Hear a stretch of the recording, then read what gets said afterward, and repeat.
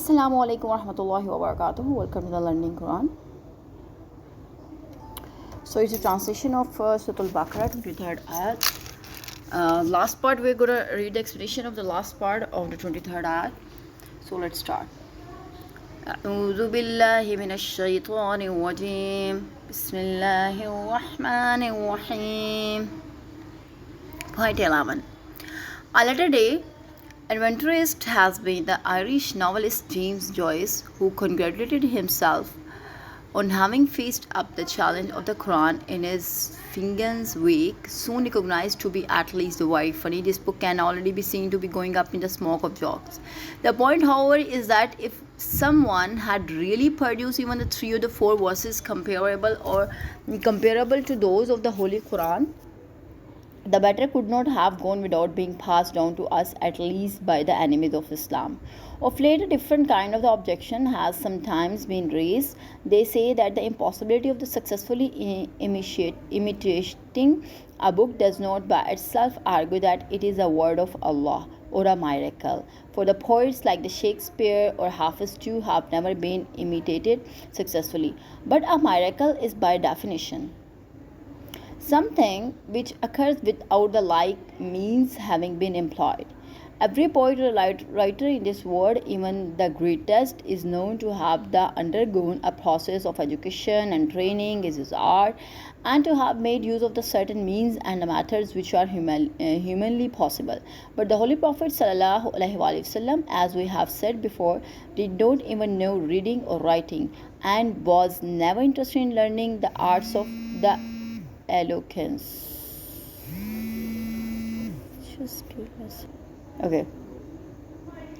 Moreover, it is not merely question of the literary style. In considering the Holy Quran as a miracle, we must above all take into account the spiritual efficacy and the transforming power it has, and which it has been showing these last 1400 years. Number 12. We may conclude this discussion by quoting the passage from the well-known scholar of the comparative religion and the traditional civilization, Friedrich of Sachsen. The superhuman value of a revealed book cannot be apparent in an absolute fashion from its earthly form nor from its conceptual content alone. In reality, he divine and therefore miraculous quality of such book is an order quite other than that of the most perfect dialectic or the most brilliant poetry.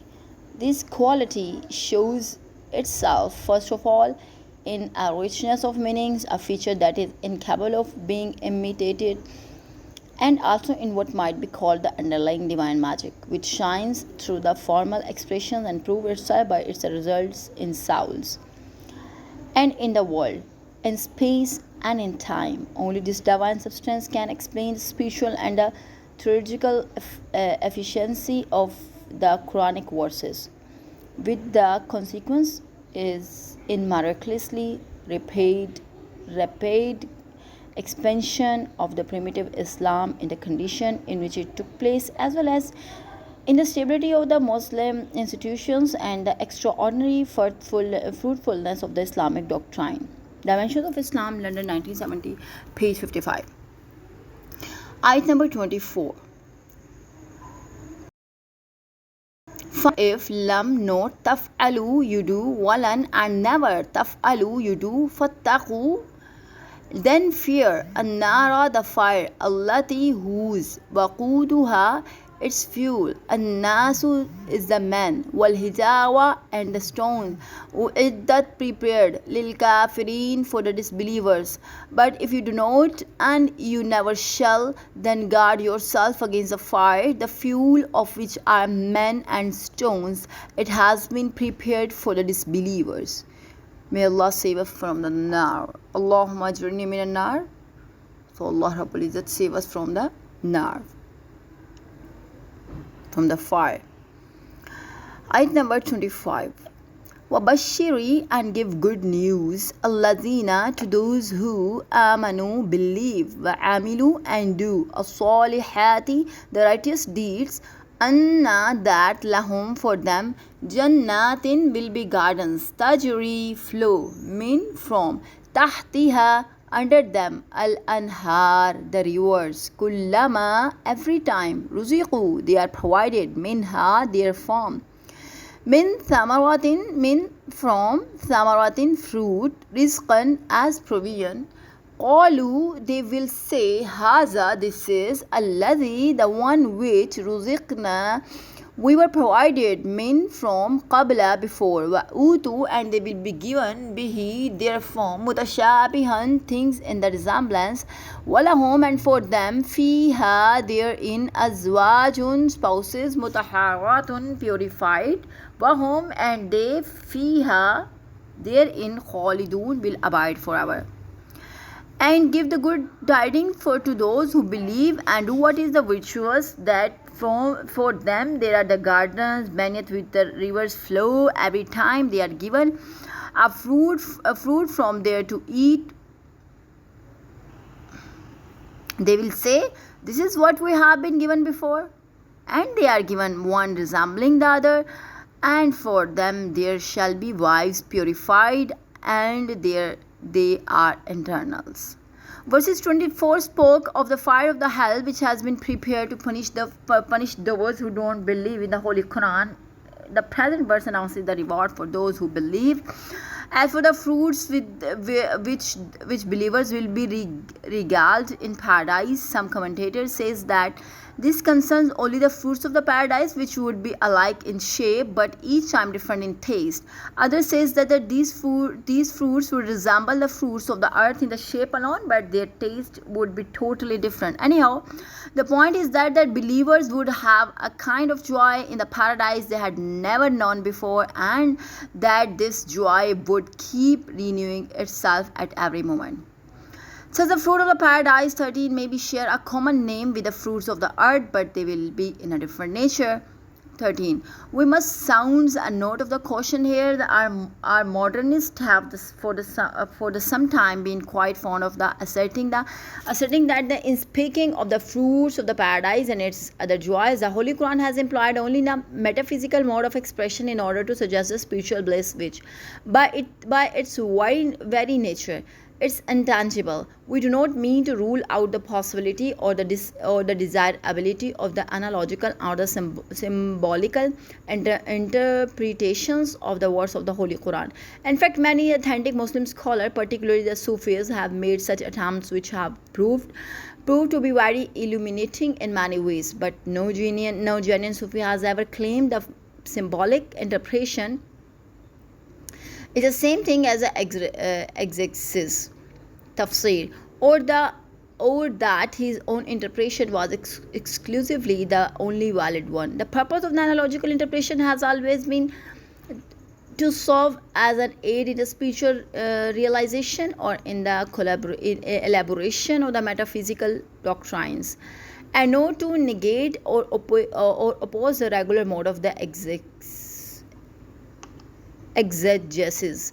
What our modern exegetes overlook to their zeal and their simplicity is the obvious fact that if the thing is being used as a metaphor or a symbol, it does not necessarily argue that it does not exist objectively. It allowing for the symbolical interpretation, we must carefully remember that since the Holy Quran has spoken of the fruits of the paradise and of the similar things, they must have an objective existence.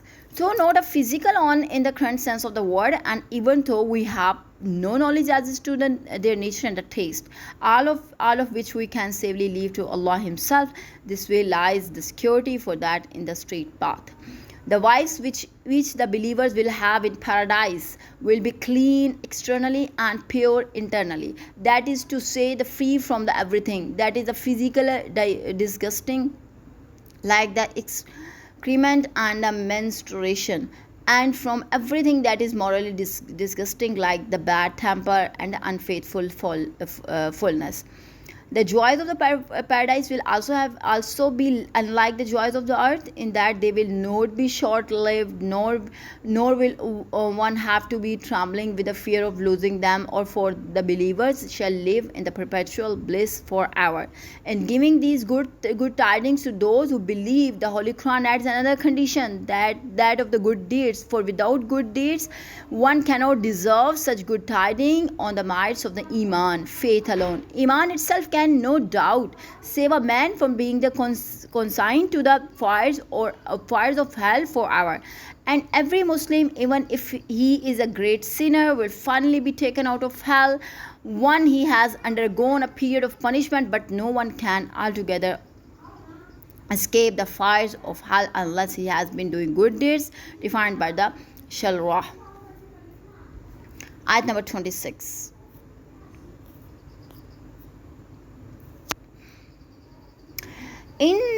Indeed, Allah la is not yastahi ashamed unto yazrib set forth mathalan as an example ma like even ba'uzatan of a mosquito fama and even something fawqaha above it fa amma then as for alladhina those who amanu believe fayalamuna thus they will know annahu that it al-haqqu is a truth min from Rabbihim their Lord wa amma and as for allazina those who kafaru disbelieved fayaquluna thus they will say maza what arada did intend Allah bihaza by this mathalan example an example yudhillu he lets go astray bihi by it kathiran minhu wa yahdi and he guides bihi by it kathiran many Wama and note Yuzillu he lets go astray bihi by it illa except that al-fasiqeen the defiantly disobedient. Indeed, it doesn't embarrass Allah to use the parable again or what exceeds it. No, as for those who believe, they know it is the truth from their Lord. Which while those who disbelieve say, what could have Allah mean by this parable? By this he lets many go astray, and by this he makes many find the guidance. But he does not let anyone go astray thereby, except those who are sinful. In the foregoing verses, it was affirmed that the Holy Quran does not admit of any kind of the doubt, and that is someone should have the suspicion as to it being the word of the God. He should try to produce even a small surah comparable to it. The two verses refers to an objection raised by the disbelievers with regard to the Holy Quran and provide an answer to them.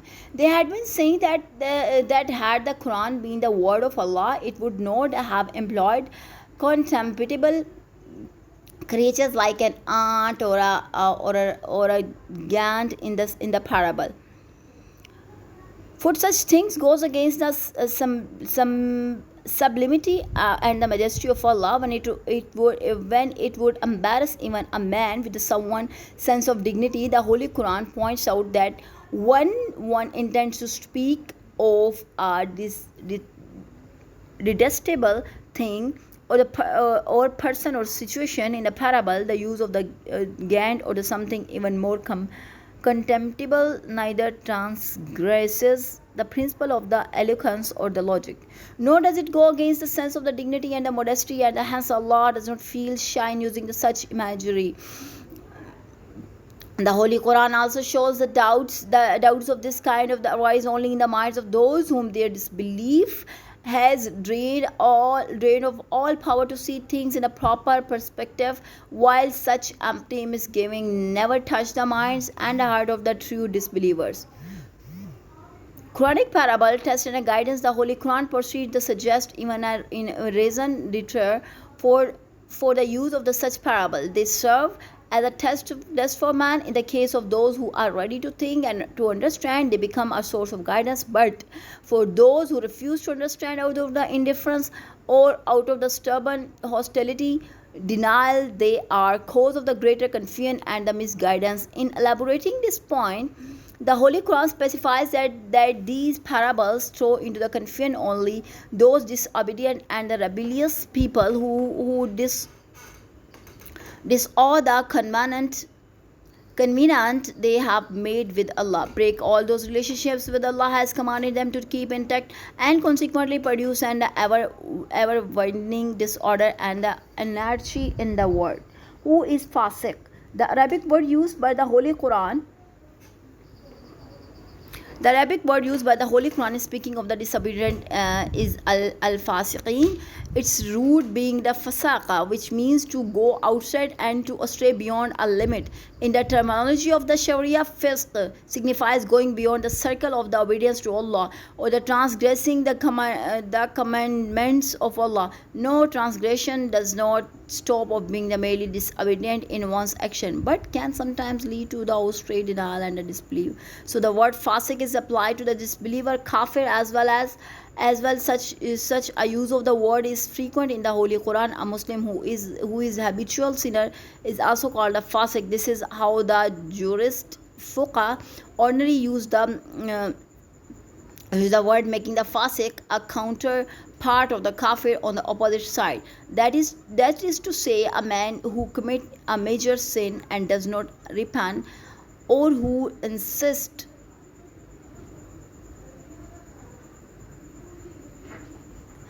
on committing the mirror sins and makes it a habit would be called a fasik in the terminology of the fuqaha. On the other hand, a man who commits such sins publicly and openly without being ashamed of it is called the kafir.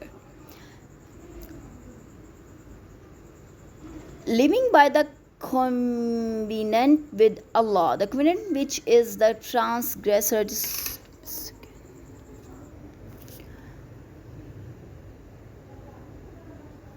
This saw refers to the one that the all man made with the Allah before any of them came down to the earth. The Holy Quran says that Allah brought together the spirit of the all man and asked them, Alas to become, am I not your Lord? And they replied with one voice, Bala, yes. This acceptance and affirmation of the Allah as their only Lord and the Master requires that the man should in no way be disobedient to him. Allah's book and his prophet come down to the world to remind them of this command, to renew it, and to teach them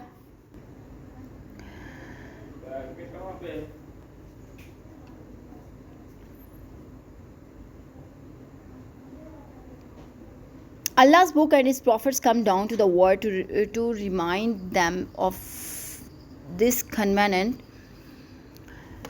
to renew it, and to teach them in detail how to act upon it. Now those who break this covenant, how can never be expected to learn from the prophets and the book of the Allah. Injections and the related considerations. Verse 26 show if we intend to explain something useful or essential for the spiritual guidance of one's reader or the listeners, it is neither sinful nor reprehensible to refer to something which is generally supposed to be contemptible or the dirty, nor does it go against the dignity of the writer of the speaker. Example of the use of the such images and the parables occurs in the Holy Quran, in the Hadith, and in the writing of the Sufis and the other great Muslim scholars, all of whom have disregarded the habitual idea of the modesty or the seriousness in the interest of the real object to be attained. Number 2, the reference to the disowning of one's covenant with Allah indicates that the infringement of a contract or the agreement made with the one's fellow man is a grave sin, which may have the consequence of the depriving a man of the ability to do good deeds. Number 3, verse 27 shows that it is essential for us to maintain the relationship which the Sharia has commanded us to keep intact, and that is forbidden to break them. Indeed, religion itself signifies the divinely ordained laws which bind us to fulfill our obligations with regard to Allah, Haququllah, and with regard to his servants, Haququl Ibad.